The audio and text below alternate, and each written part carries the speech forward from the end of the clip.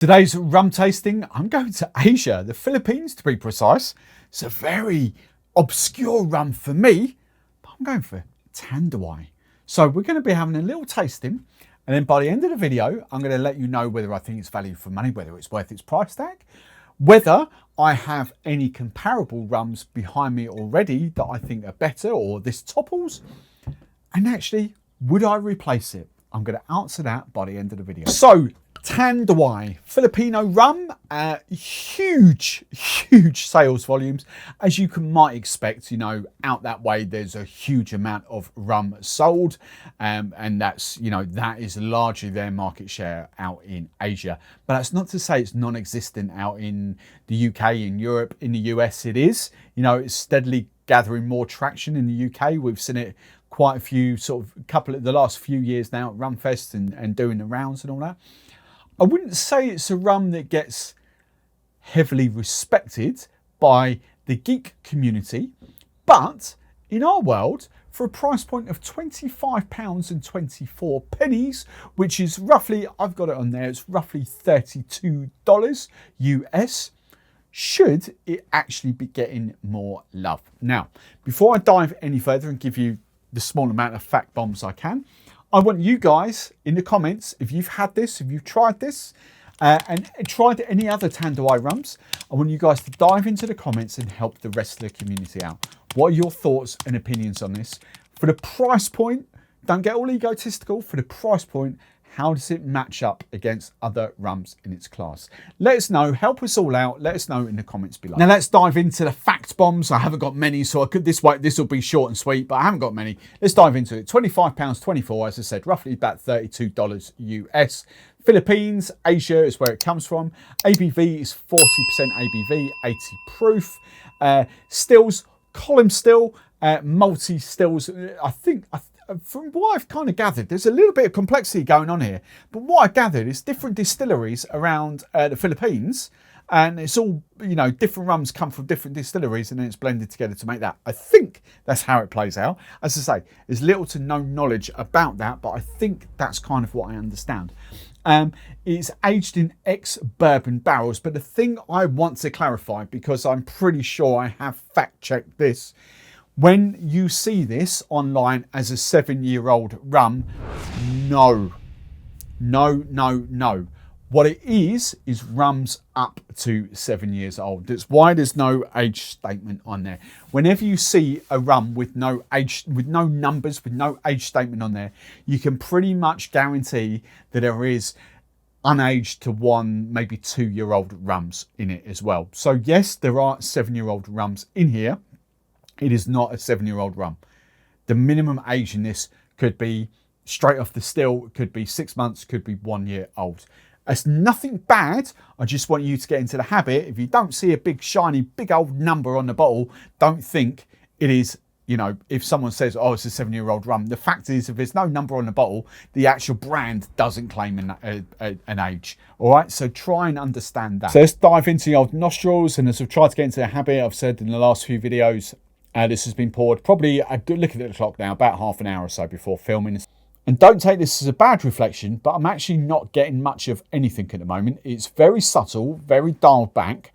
I'm pushing for orange. There's a little bit of orange. There's a little bit of barrel influence going on, but not too much.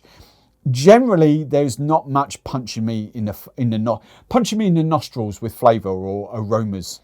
If I really dig my nose in there, perhaps I get a little bit of nuttiness, maybe amaretto. That's kind of where I'm going for. So almond, more like. There's like really diving in there, but I'll be honest. There's not much coming off the nose. All right, but as I say, you probably would class this as a mixing rum. Tasting, it's actually quite interesting. It's thin.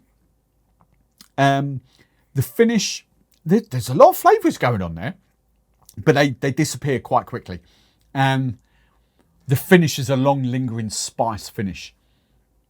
There's tropical fruit coming out. There's plump raisins coming out.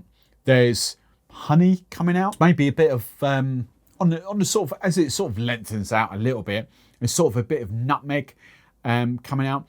and a bit of vanilla actually.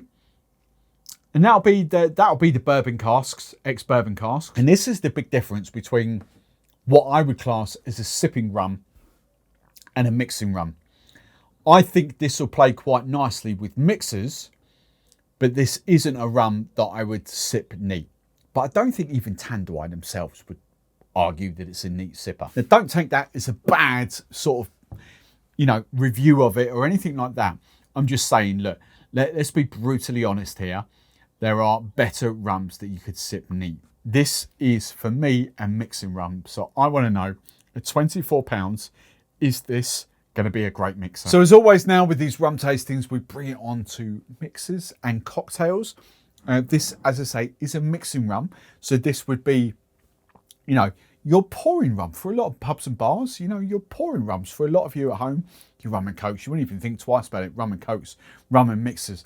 That's where we're going. So what I've got a little bit of variety going on here. We've got the rum and coke and the rum and ginger ale. As I try and point out to you guys in the US, this is Schweppes Canada Dry. It is the same people here. That's kind of what I use. I'm very aware that you have Canada Dry and you have Schweppes Ginger Ale. It's the same people here. I don't know what the difference is, but there we go. Diet Pepsi and a daiquiri. Do you know what? They are nice. They are decent. They are nice. Do they set the world on fire? No. £24? Decent. Really, really decent. The daiquiri, look, there's going to be a bit of biasness here because I'm all about the authentic daiquiri. Light, clean, crisp, bright, white, column still rum. That is what a daiquiri inherently should be, and that's what I absolutely love. And I've got a little bit of a downer on pot still white rums. It's not that I don't like them in a daiquiri. It's not that I don't think they work. I just prefer column still light rums in a daiquiri. That's just my flavour palette. So once you understand my profiles, hopefully that will help guide you. It's a nice daiquiri. It is. It's just more cloyy, more clingy. 521.5, sorry. 50ml, 20ml, 15ml. So 50ml rum, 20ml lime, 10ml, it's 15ml sugar. 521.5. It's all right. It just doesn't glide down like a nice light white column still rum. The rum and coke, rum and ginger, nothing wrong with them. Nothing wrong with them. They, £24, if that's on offer for maybe £20, I don't know what Amazon deals, I don't know what supermarket deals, if it ever does come, Master of Malt, decent, really, really decent. You can't argue with that. It's pretty damn good. The Stratford sodas, again, there's nothing there it doesn't work with. And again, if you're in the UK and you haven't tried these yet, me keep banging on about them, click that link that will be in the description below. Also populates at checkout, gives you 50% off your first order. Taster packs, party packs, spiced cinnamon with ginger, the hedgerow, blackberry and rose, the citrus, long daiquiri, and the tropicals, coconut and pineapple in there. They all work. They are all lovely. Really, really nice. So let's sum up Tanduay. Let's answer those three questions. Value for money, is it worth that price point? Would I restock it? Have I got any rums behind me that are already comparable? Let's dive into it. Now, the big plus point, there's some of you are going to be giggling already just by the sheer volume of rums here. The big plus point of it is its price, £24, $32. Decent. You cannot go wrong with that. The big downside about being £24, $32, $33, it's just got a lot of competition, a hell of a lot of competition. And, when you are not talking about sipping rums, when you are not kind of talking about all those nuances that come out when you sip it neat, then you've got a big, big problem. You've got to be an exceptional rum to play well in that market. Now, when you look here, this is just a fraction, an absolute fraction of the rums you could have had here. Yes, £4 more expensive. Hang on, let's group these together. There we go. for UK, £4, what, 8, 7, well, it's $6 more expensive. Let's just look at those. For £4, $6. You know, that's where you are going to go. Yes, very different rum, but you are going to go there. Even Imperial, it depends on the price. And sometimes I've seen that at 32, sometimes I've seen that below the 30 at £28. You know, I've seen it sort of fluctuate a little bit. But you know, for the price, they are great all-rounders, sipping rums and mixing rums. And then we come on to these. You know, it's for in trade, because I'm Master of Malt, and this is the boutique rum company is owned by the same people that owns Master of Malt, Appleton Brands, or, you know, this is stupid money for trade, and it's roughly the same price as what it is as Tanduay is. You know, yes, white rum, but you would kind of do your daiquiris, your cocktails, your any one of those drinks I've just made, you could easily make with that. The same goes for that. Yes, this is Jamaica and Martinique. This is Jamaica and Guyana. So again, different rums, different, but price point, you know, you're competing, and again, I'd have those two over there. And then we really do come out to the budget, and I haven't even got Havana sort of 7 or Havana Especial, Appleton Signature, Mount Gay Eclipse. I haven't even gone down that route yet. I'm not the hugest fan of those. You know, I've got Appleton 8 over Appleton Signature. I'd rather spend the few quid, the £4, $6 more on the Appleton 8 than I would the Appleton Signature. If we're talking that amount of money, it makes sense to go up a level. You know, if it was 10, 12, 15 pounds, $20 more, then you might think about it. But for £4, $6, you probably wouldn't worry about it too much. You'd go up. So without going cheaper, we're now going less than £20, less than $24, $25. All right, less than $25.